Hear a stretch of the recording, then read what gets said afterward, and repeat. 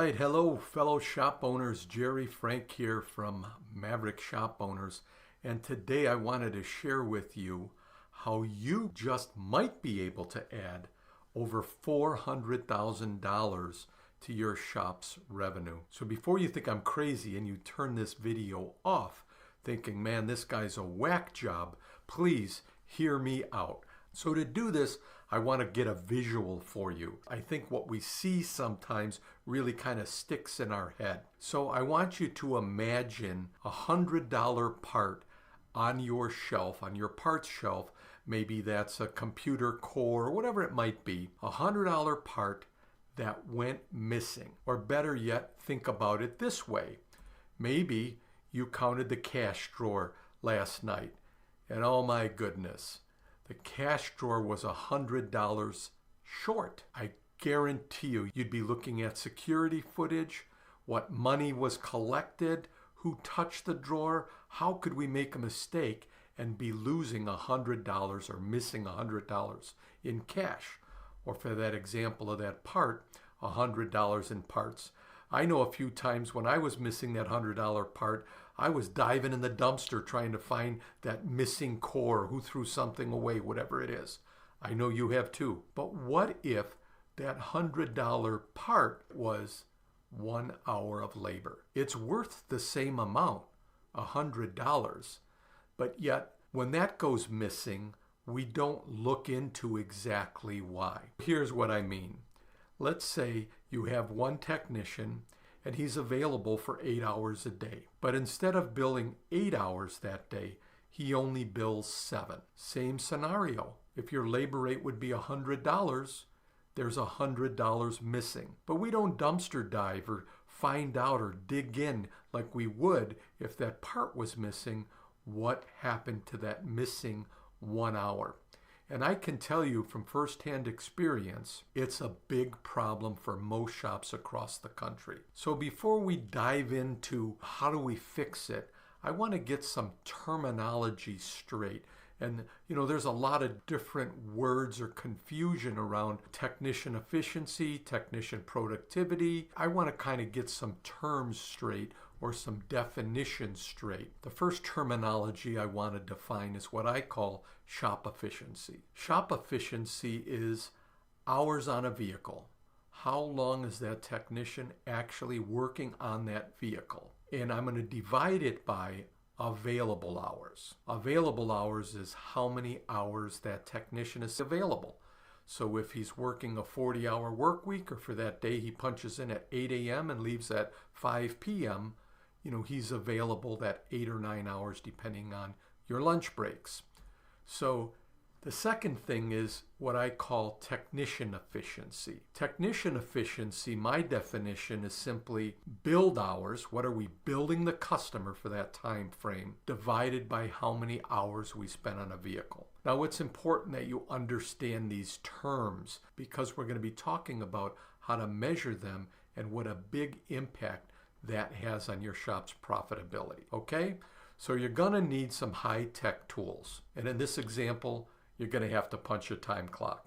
I say what gets measured gets managed, and there's no getting around it. You're going to have your technicians punch a time clock. Now the good news is most shop software already has a time clock built into it. So available hours. The tech comes in at 8 a.m., leaves at 5 p.m. He's got to punch in when he shows up for work each day, and of course he's got to punch out when he leaves. The other thing is time working on a vehicle.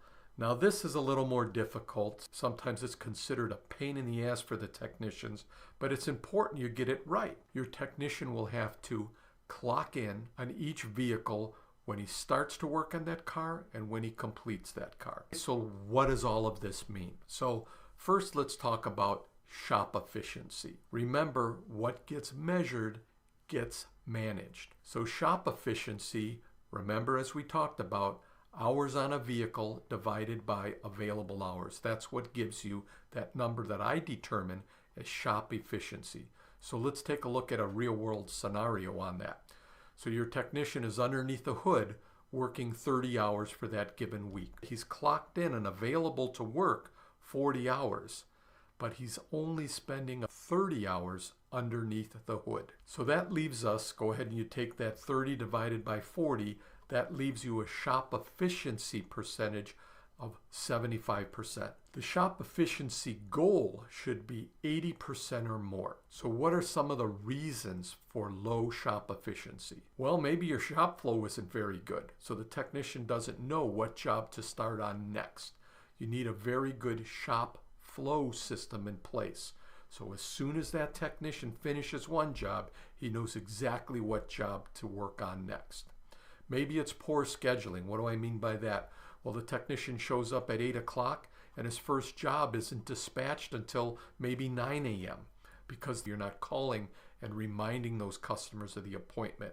You don't have that car there at 8 a.m. and that hour is wasted. Maybe you don't have enough cars. You run out of cars halfway through the day. That's a marketing problem. We can help you with that, but that's for another video. Or maybe your service advisor has some poor time management, or you just don't have enough service advisors. So the technicians are waiting while that service advisor is maybe on the phone with that client getting work approved, and it's a lot of idle time. So those are some of the things to think about if your shop efficiency is really low. Next, we're going to discuss technician efficiency.